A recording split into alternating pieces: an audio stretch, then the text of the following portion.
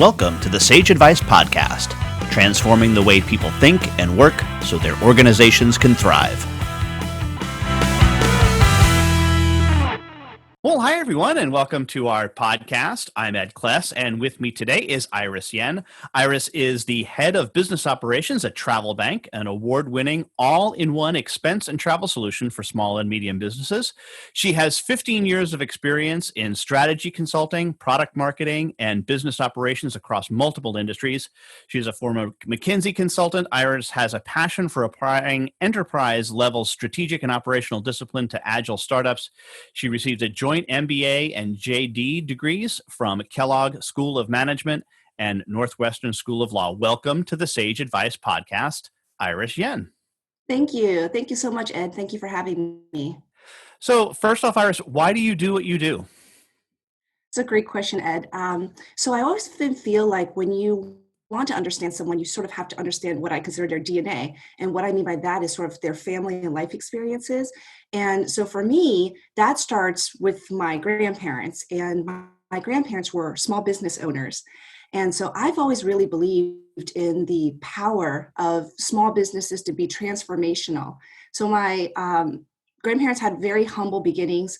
They owned a pickle shop, dry specialty food shop in Taiwan. And from that, they were able to raise 5 children, put many of them through college and grad school and vocational school.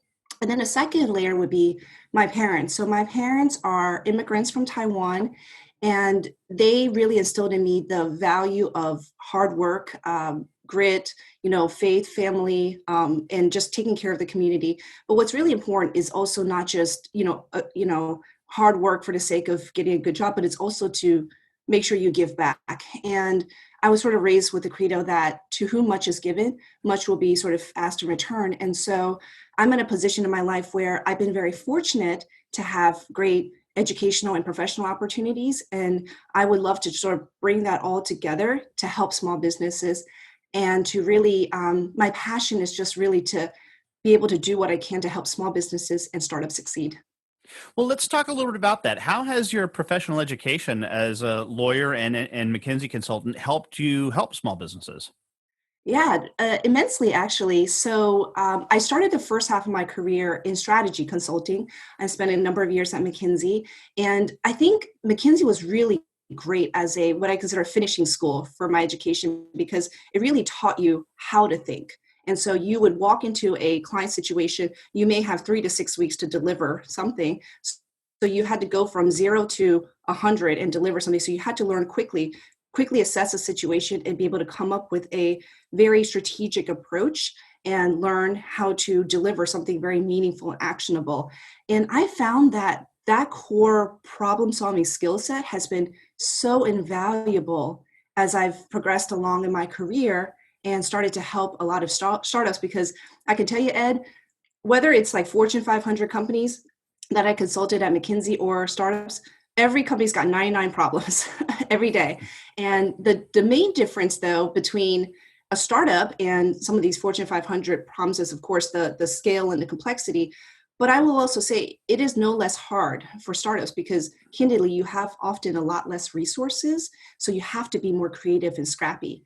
And on the flip side with law, I had an undergraduate business degree. And so when I went to graduate school, really found that having that legal background gives me an additional dimension, because lawyers, similar to accountants, are by definition, I always say, if a lawyer's not sort of being a stick in the mud, he or she's not doing their job. So they're by definition thinking about sort of the downside and protecting risk. And that's really important. And so in my current role at TravelBank, I sort of lead up all the contract negotiations with partners and vendors and customers. And what I'm often doing is proactively we're creating contracts that are helpful, but also beneficial to the when I'm also, and especially in this environment, we're taking a very keen look to make sure that the contract makes sense for us as a business. Sure, and I think part of the challenge that a lot of people see when they hear talk to somebody in the law is, and especially who's talking about risk, is they're not saying not to take any risk whatsoever, just that they're looking at it as from a process standpoint. I mean, Mhm. without risk, there is no profits. Profits come from risk, so you can't be Exactly. completely risk averse. So, what are some of the things that you have worked on to try to achieve that balance? What are the things that you look for that says, all right, this is a risk that's worth taking? Yeah, great question. So I look at it in one of two ways. So with customers, right, as an early stage company, we often have to we have to be very creative because we need to structure the contract in a way that meets the customer's needs. So that may come in the form of lesser revenue upfront, but it sort of is, we're taking a longer term view where we want to make sure that we are really investing in this relationship, in this partnership. With regards to vendors, especially in this environment, we are being very thoughtful and conservative about some of the commitments that we're making. So let me give you a few examples. One, right now, a lot of small businesses, us as well, maybe in these leases. And so these are some of the longer term. We are actually in the process of renegotiating with our landlord to see if we can potentially wind down our lease a little bit earlier than usual, because we're finding that we don't necessarily need the space as much as we have been in the past. And so being really creative about that, I have been looking at a lot of vendor contracts and working with my cross-functional team colleagues to say, does this contract still make sense for us as a business? Do we still need these many licenses? And if not, then I would go back in good faith with our partners and seek to draw a middle ground and see if we can either renegotiate the contract.